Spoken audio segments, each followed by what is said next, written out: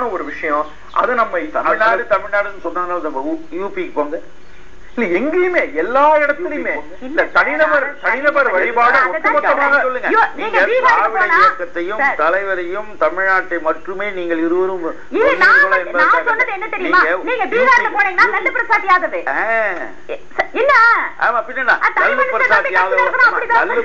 யாதவாக இருந்தாலும் மாயாவதியாக இருந்தாலும் சோனியா காந்தியாக இருந்தாலும்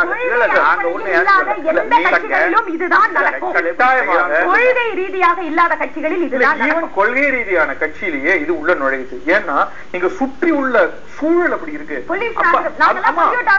கட்டாயமா அவர் சொல்ல பீஷ்மர்னு வாஜ்பாய் சொல்றதும் இரும்பு மனிதர்னு சொல்றதும் என்ன கேட்டா அதுவுமே எல்லாமே தப்பு. நீங்க இதை எதிர்க்கணும்னா ஒட்டுமொத்தமாக அர்த்தமில்லாத துதிபாடல்களை ஒட்டுமொத்தமாக நீக்கிடணும்.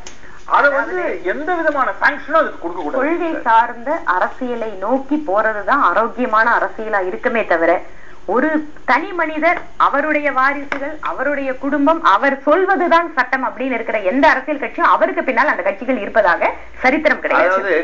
இதில் நான் ஒண்ணு சொல்ல விரும்புறேன். ஒருவருடைய சொல்லும் ஒருவருடைய வார்த்தைகளும் மட்டுமே முக்கியம் என்று கருதி அவரோடு அவர் பின்னாலேயே இருந்து கொண்டிருந்தால் அந்த அரசியல் கட்சிகள் இருக்காது அப்படின்ற ஒரு கருத்து சொல்றாங்க இல்லையா? ஆனா திராவிட அவரு கொள்கையை கற்று தந்தவரை வாத்தியார் சொல்லக்கூடாதா?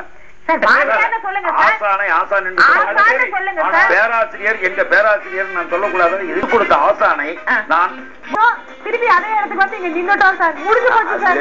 அது வேறு.